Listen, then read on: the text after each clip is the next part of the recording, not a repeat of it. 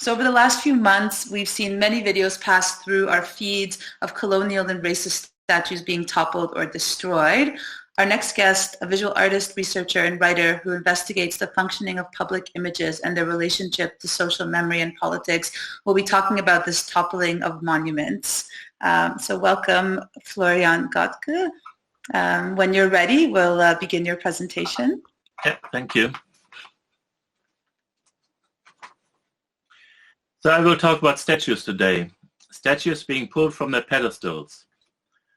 We have seen many of these scenes recently in the US, but also in Europe, in the UK, and in Belgium, for instance. These monuments have been standing there for ages. They're dusty street furniture that nobody cared about, that no one even looked at. Now suddenly they are irrelevant again. Why is that? These images were never mute. They were always active agents. They have been put up on pedestals to promote a certain version of history, to promote a certain ideology, Southern white supremacy, colonial supremacy, European dominance. From up high, they tell us what we should remember and who is worth remembering, and who we should discard and forget. They represent the official and dominant memory and history of our societies. This dominant version of history is now being challenged. These symbols are called into question because they exclude other memories, other histories, and they continue to oppress people. Tearing down these markers of memory is not about changing history. Unfortunately, that is not possible. It is about changing the present, about changing the values of our contemporary society. And the destruction indicates a change, a revolutionary moment. Maybe it's a slow revolution, and one that has been long in the making. Since 3 years ago already, Confederate monuments came down during an earlier wave of Black Lives Matter protests. And this wave will not be an endpoint either. But maybe we are witnessing a turning point, where the need to change society has become obvious to many more people than before. The Arab revolutions brought down statues in Egypt, in Libya, in Syria. The collapse of communism tore down communist leaders in Eastern Europe and elsewhere. The Iranian Revolution brought down the Shah. I think my slide is stuck. Possible?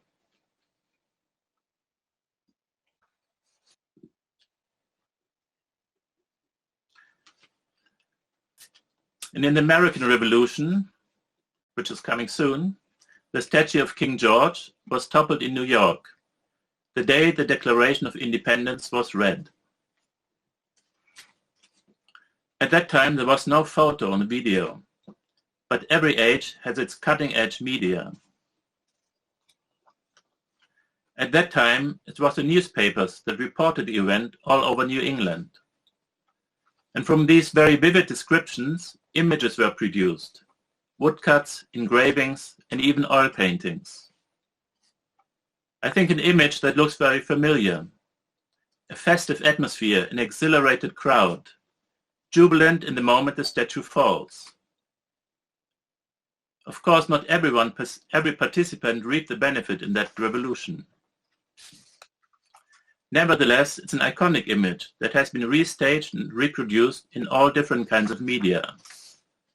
Like in 2003, when we saw it on TV with the clips of Saddam's statue in Baghdad, falling in endless repetition.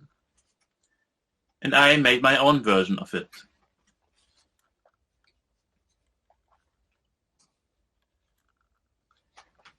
Now we have the smartphone videos from participants in the crowd. We can watch the event in multiple versions, from multiple angles.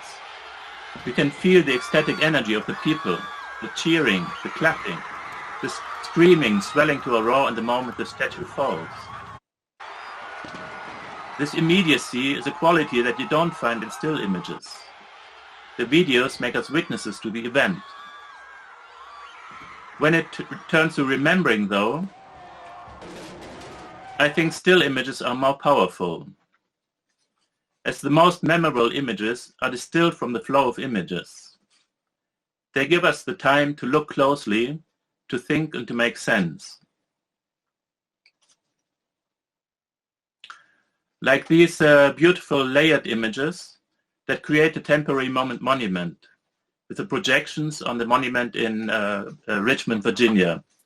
And it was initiated by the artist Dustin Klein and his collaborators.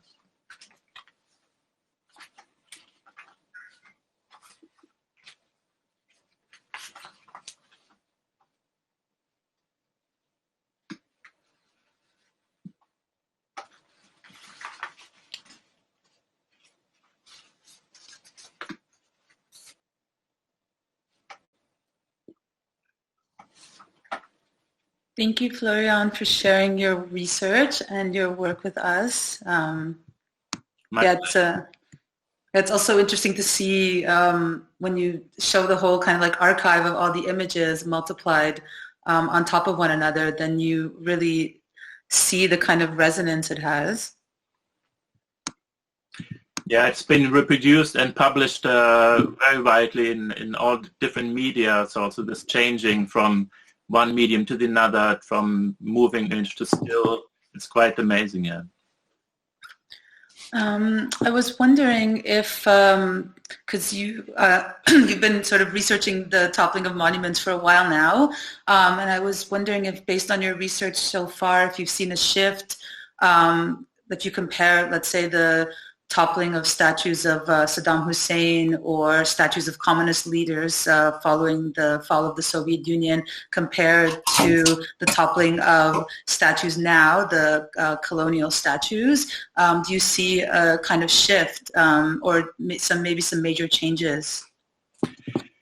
It is not so different. I mean, there's at every event there's also improvisation. There's new elements coming in. The reasons that these monuments are toppled are mostly the same. It's kind of this despised symbol that the people at some point decide needs to go, and there's its energy that also makes it possible, the energy of the moment and the dynamic of the moment that makes it possible.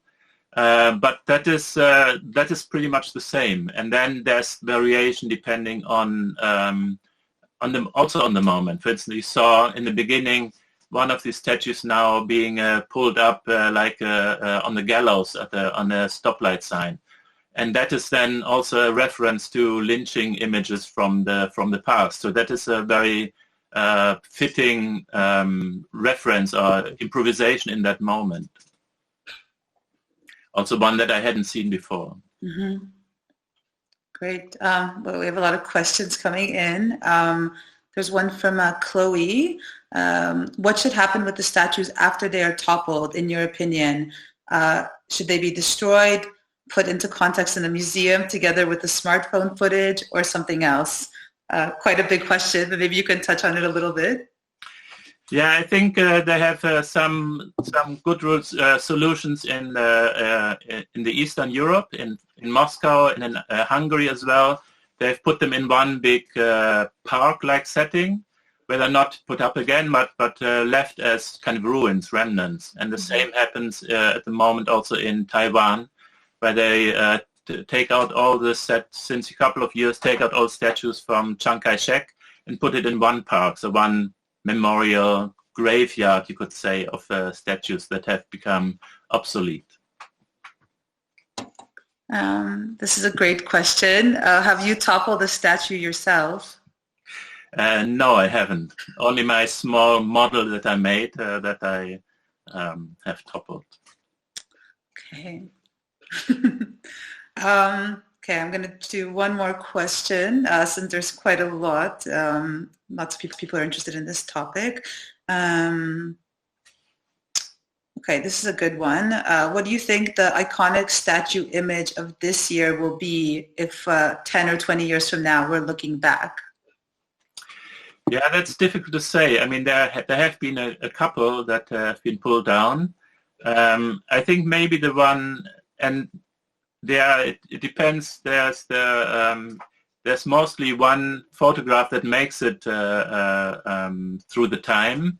And if there's, now these are more related, I think, or more attached to videos, and then it's maybe a bit more difficult to find this high quality, crisp image that can really, make it through time. Maybe it will be now a more like a series, because it was also not one statue only, but the whole a bigger number of images. But I think the Colston statue in Brighton, in Bristol, could be one of these moments. Yeah. So since your research is on sort of social and public memory, there was one question from Robert. Do symbolic actions help us remember things better than images?